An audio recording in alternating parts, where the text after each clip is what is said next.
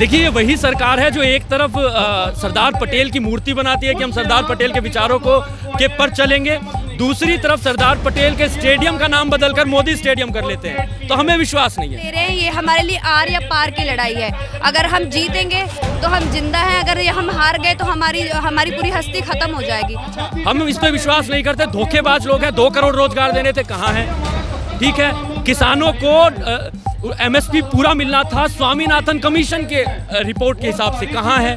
आंख में आंख मिलाकर आपसे जवाब मांग रहे हैं। और जब भी कोई जवाब मांगता है तो आप कहते हैं आप आतंकवादी है।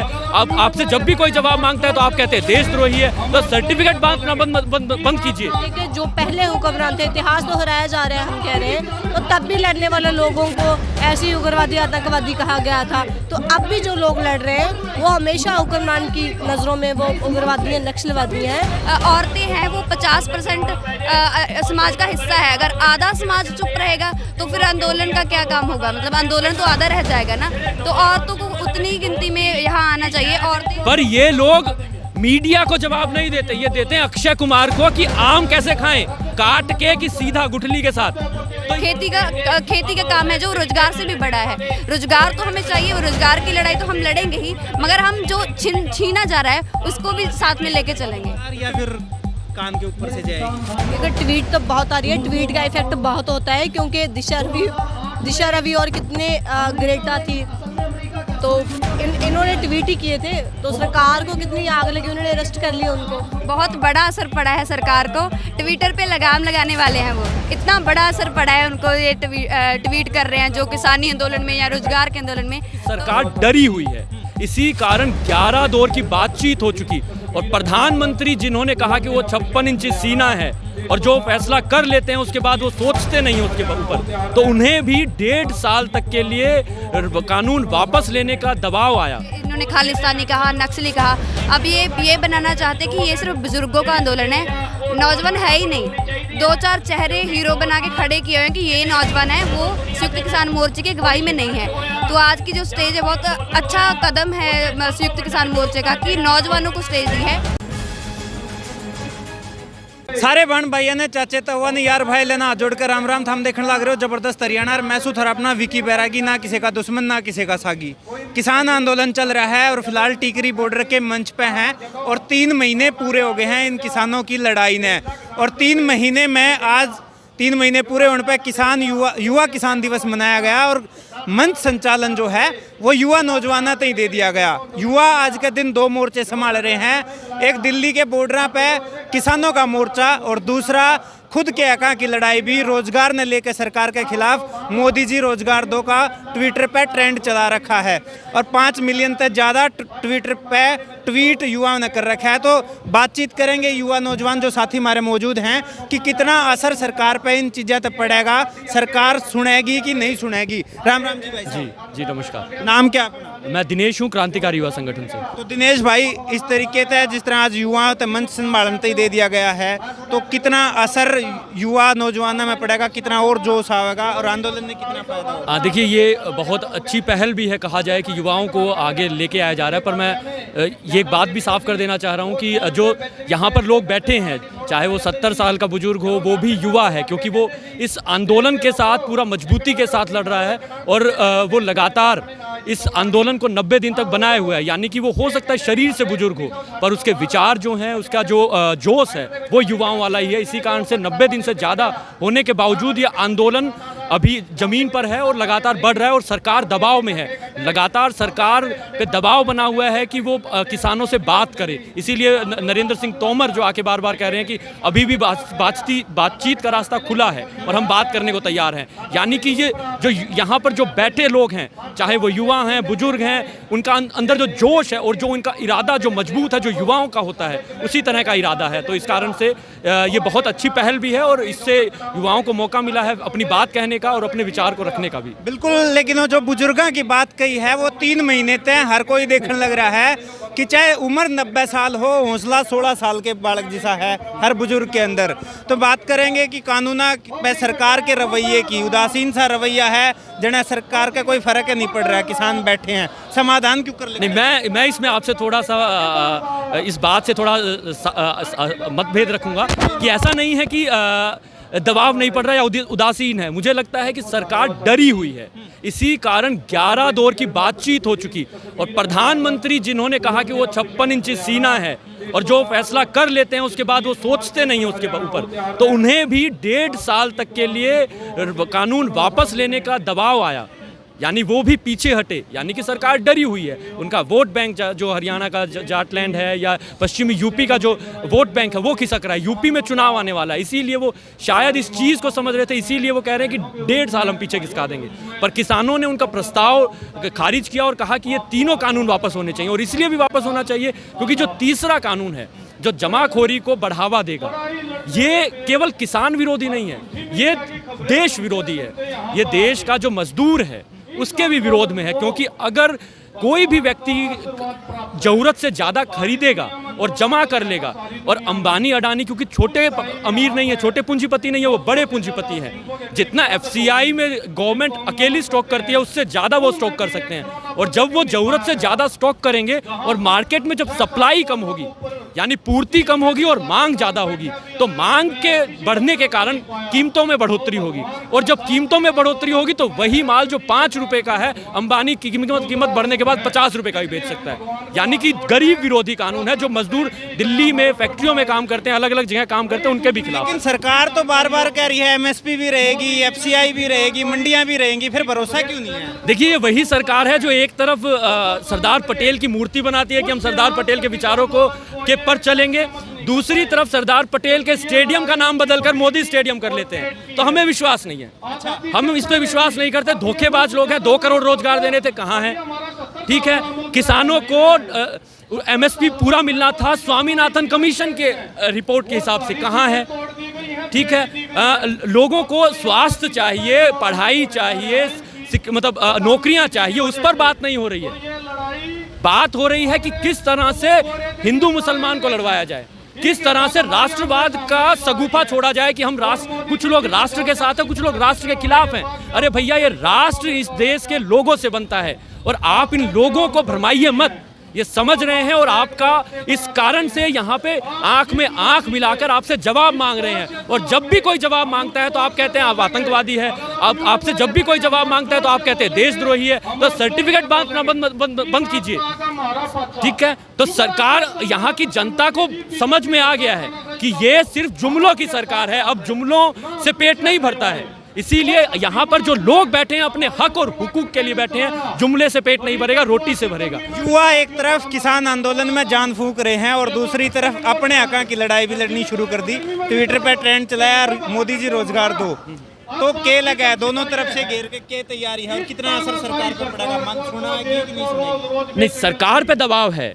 ऐसा बात नहीं है कि सरकार पे दबाव नहीं है, पर ट्विटर ट्रेंड हो जाना वो उतना, ये हो सकता है कि इंटरनेशनल मीडिया में चले जाए, मीडिया में चला जाए, ये फर्क पड़े, पर वो बहुत ज़्यादा जमीन तैयार नहीं करता है आंदोलन की। सरकार पर दबाव जो पड़ता है वो आंदोलन से पड़ता है, वो हम देख रहे हैं, किसान आंदोलन से दबाव पड़ रहा है। एक तरफ एक ट्वीट ने सरकार हिला दी, एक तरफ 5 मिलियन से ज़्यादा ट्वीट युवाओं ने करे हैं रोजगार न लेके, उस पर कोई एक बयान तक नहीं आया। देखिए, बयान तो इनसे अब 2 करोड़ का रोजगार था, उस पर भी चाहिए, 15 लाख सबके बैंक में आने चाहिए था, उस पर भी चाहिए था।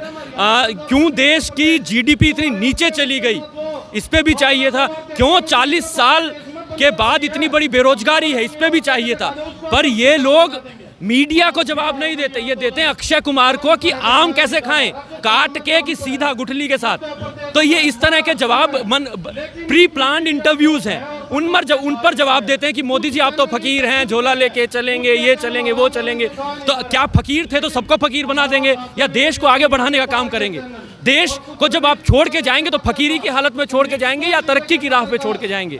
और यहाँ पर देश में लगातार किसान आत्महत्या कर रहे हैं, लगातार मजदूरों को श्रम का शोषण हो रहा है, उनके मजदूर कानून बदले जा रहे हैं, तो उस पर जवाब चाहिए। यानी जनता जवाब मांग रही है, लेकिन जो मीडिया है, जो गोदी मीडिया है, जो अडानी अंबानी टाटा बिरला के शेयर से चलती है, आज तक किसका चैनल है? कौन छोटा पूंजीपति चलाता है? वो अमीर चलाता है। रिपब्लिक टीवी कौन चलाता है? वो अमीर चलाता है। कोई गरीब का चैनल नहीं है। गरीब जो चलाता है वो सोशल मीडिया चलाता है, और वो जब सोशल मीडिया पे चैनल चलाता है तो उसको पकड़ में जेल में डाल देते हैं कि सच्चाई दिखा रहे हो, कि सच्चाई मत दिखाइए। तो यहाँ पर अंधेर नगरी है और चौपट राजा है, तो यहाँ पर जो अंधेर नगरी मची हुई है उसी को जो मीडिया है वो दिखा नहीं रही बल्कि छुपा रही है, और आप जैसा चैनल जो है सोशल मीडिया का वो उसे उघाड़ने का कोशिश कर रहा है। और जवाब उनसे आप मांगिए। अंधेर नगरी और चौपट राजा जैसा हाल है और जनता अब जवाब मांग रही है। तो जनता जवाब मांग रही है कि आज युवा मंच संभाल रहे हैं किसान आंदोलन का भी और अपनी लड़ाई भी लड़ रहे हैं। रोजगार को लेके बड़ा ट्रेंड चलाया है ट्विटर पे। सरकार पे कितना असर पड़ेगा, क्या लगा आपको? सरकार पे पूरा असर पड़ेगा, क्योंकि जो पूरी इकॉनमी है वो एग्रीकल्चर पे बेस्ड है और एग्रीकल्चर पे सरकार अटैक करेगी तो क्योंकि जो सरकार भी चलती है वो भी लोगों के टैक्स से चलती है। अगर लोग काम नहीं करेंगे, खेती खत्म हो जाएगी तो उनकी जो अर्थव्यवस्था है वो भी बिगड़ जाएगी और लोग टैक्स नहीं दे पाएंगे। और ये है कि युवा जो पूरे देश को चला रहे हैं, ये बहुत बड़ी बात है कि आज का जो अवसर है, आज का जो दिवस है वो युवाओं के नाम पर रखा गया है। क्योंकि 26 तारीख से 26 नवंबर से लेकर अब तक जो दिन आए, अब तक का जो दिन है, अब तक युवाओं ने सारी वागडोर संभाली हुई है। जो सब कुछ चल रहा है, आप मोर्चे में भी जाकर देखेंगे तो यूथ ने सारा काम संभाला हुआ है। क्योंकि जो बुजुर्ग हैं उनमें इतनी एनर्जी नहीं रहती जब उनकी उम्र बढ़ जाती है, तो उन जोश है नौजवानों में, यूथ में जोश है।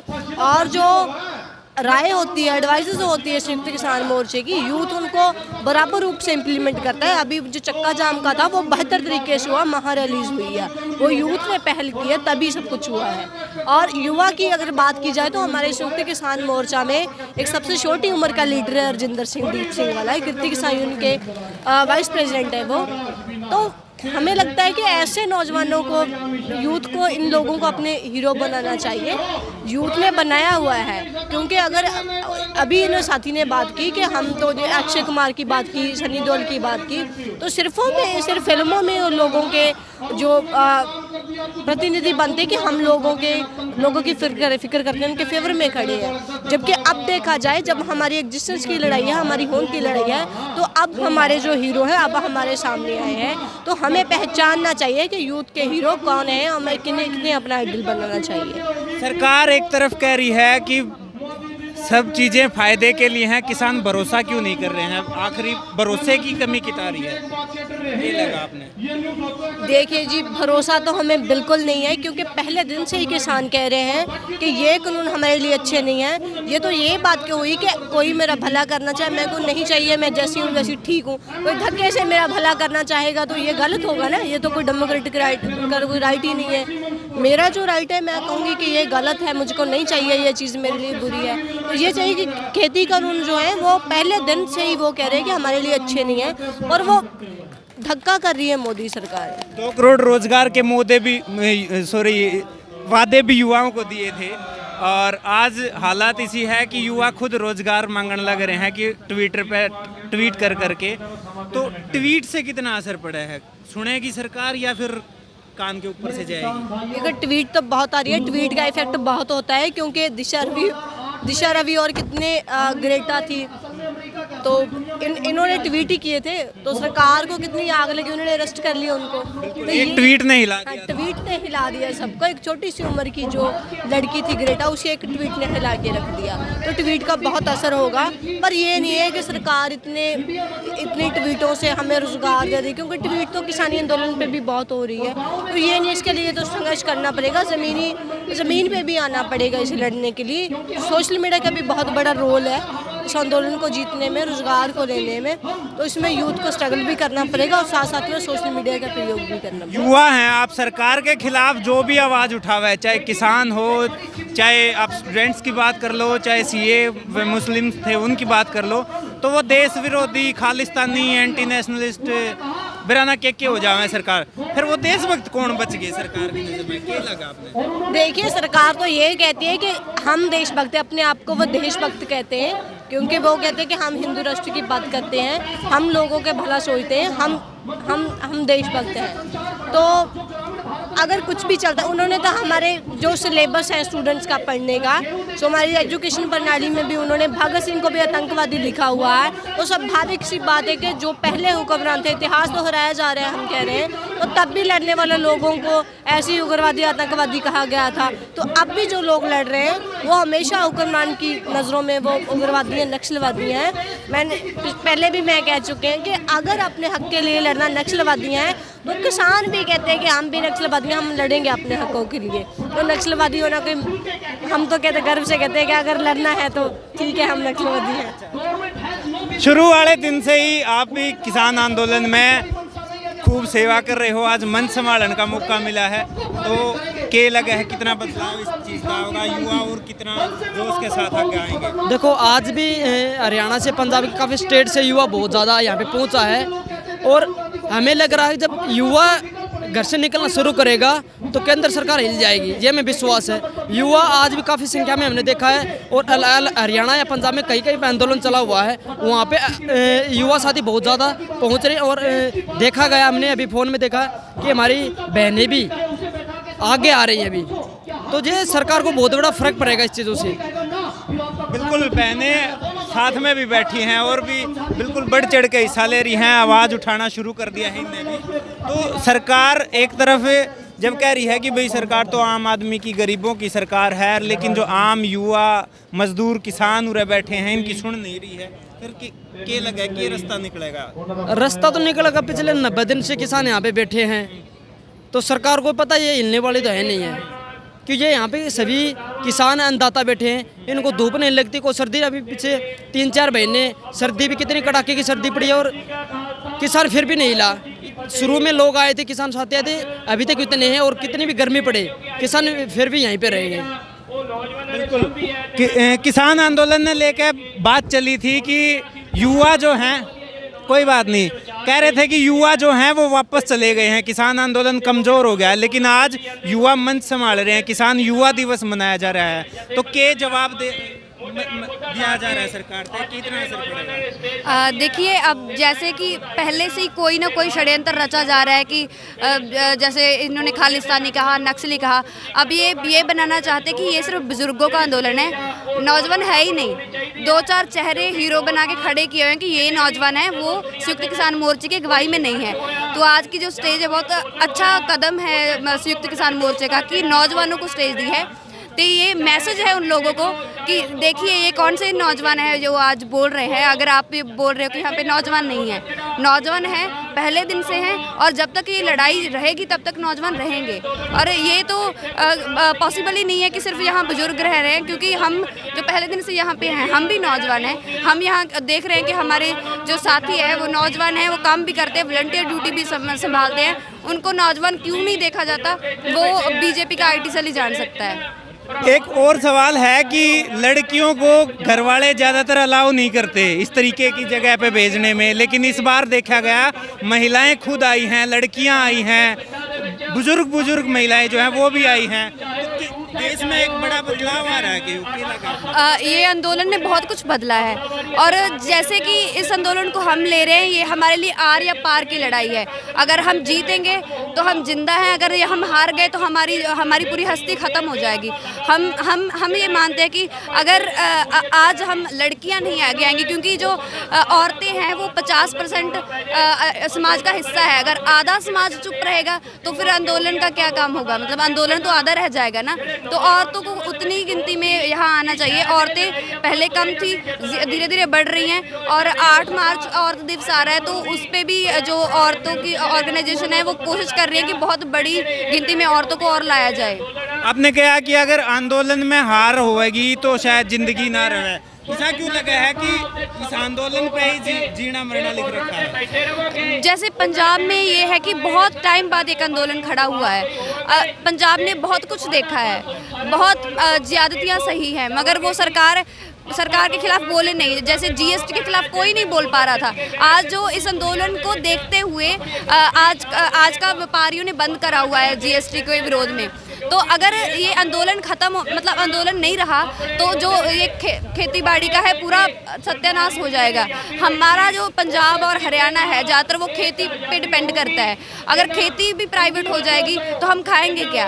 हम जब तक हमारे पास खेती है, हमारे पास लास्ट ज़मीन है, तब तक हम जिंदा हैं। क्योंकि कुछ भी प्राइवेट हो जाए, हम कपड़ों के बिना जी सकते हैं, हम बड़े बड़े घरों गाड़ियों के बिना जी सकते हैं, मगर हम खाने के बिना नहीं जी सकते। इस टाइम पे जब युवा रोजगार की लड़ाई लड़ रहे हैं और आप किसानी लड़ाई लड़ने लग रहे हो, मतलब रोजगार ज्यादा जरूरी नहीं है? रोजगार भी जरूरी है, बिल्कुल जरूरी है। अगर हम अपने रोजगार से ज्यादा भी किसान बिल्कुल, जैसे आप कोरोना के टाइम देख लीजिए, जिनके पास नौकरी नहीं, तो बहुत पहले से हमारी बेरोजगारी बहुत ज़्यादा है।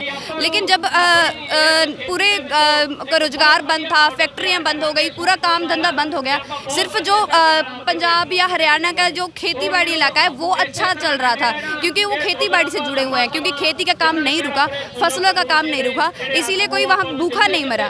खेती का काम है जो रोजगार से भी बड़ा है।